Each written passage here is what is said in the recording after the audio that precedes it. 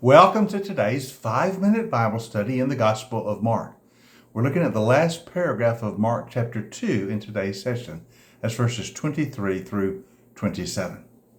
Now remember in yesterday's session, we saw that Jesus told those who listened to him that his gospel is like new wine, and new wine must be put into new wineskins.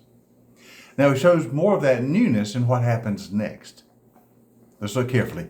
Verse 23 through 27 of chapter 2. Now one Sabbath, Jesus was going through the grain fields. His disciples were walking along with him, and they began to pick some heads of grain. And the Pharisees said to him, "Look, why are they doing what is unlawful on the Sabbath?" To pluck the heads of grain on the Sabbath day was considered to be work. So they asked, "Why are your disciples breaking the Sabbath? What they do is unlawful." Jesus answered them, "Have you never read what David did when he and his companions were hungry and in need?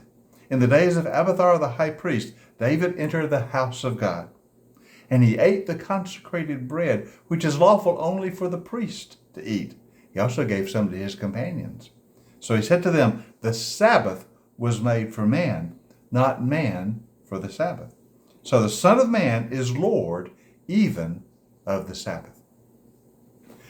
Now, the Pharisees are accusing Jesus' disciples of being Sabbath breakers, working on the Sabbath day. And Jesus teaches them by using an example from the Old Testament about David and Abiathar and eating consecrated bread. Now, this occurs when David was fleeing from Saul. You remember that. And David went to the tabernacle, and he and his men were hungry, and they ate some of the consecrated bread.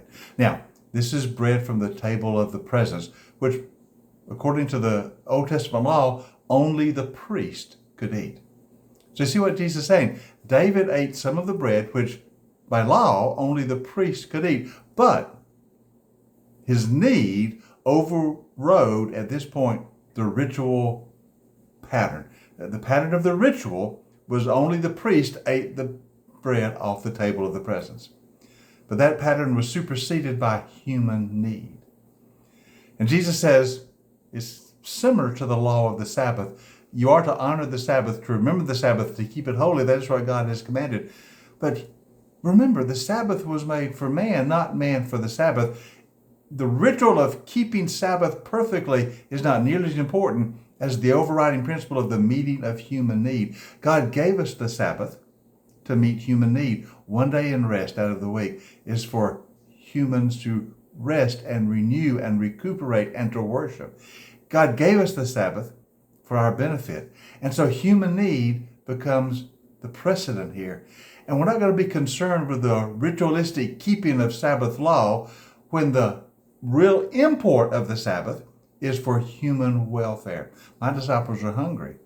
They need to eat. And so a minor infraction of, quote, legalistic rule keeping is not nearly so important as human need being met. But the really critical thing Jesus says, and this is so important, the Sabbath was made for man, not man for the Sabbath. He's already made that point. But then he says, the Son of Man is Lord of the Sabbath. The Son of Man is Lord of the Sabbath. Now, God gave us the Sabbath day as a day of rest, renewal, fulfillment, worship. So back to the Ten Commandments, you see it clearly. It's also written into the very fabric of creation. God gave it to us. In other words, God is Lord of the Sabbath. And he granted us the Sabbath and the Sabbath rest as a gift of grace. So when Jesus says the Son of Man is Lord of the Sabbath, he is saying the Son of Man is God. The Son of Man is also the Son of God. Just as earlier he had said the Son of Man has authority to forgive sins, which belongs only to God, because the Son of Man is the Son of God. He can forgive sins. Also, the Son of Man is Lord of the Sabbath. Only God is Lord of the Sabbath. The Son of Man is Lord of the Sabbath because the Son of Man is also the Son of God. The Son of Man is God. So Jesus gives us a fuller understanding of the Sabbath because he is the one who gave us the Sabbath. He is the Lord of the Sabbath. It is his gift to us. And he helps us understand it is for the fulfillment of human need. So he can say, yes, indeed, the Sabbath was made for man. That's why I made it. Not man for the Sabbath. And he can say, I'm Lord of the Sabbath because he is God. So this is a highly significant moment.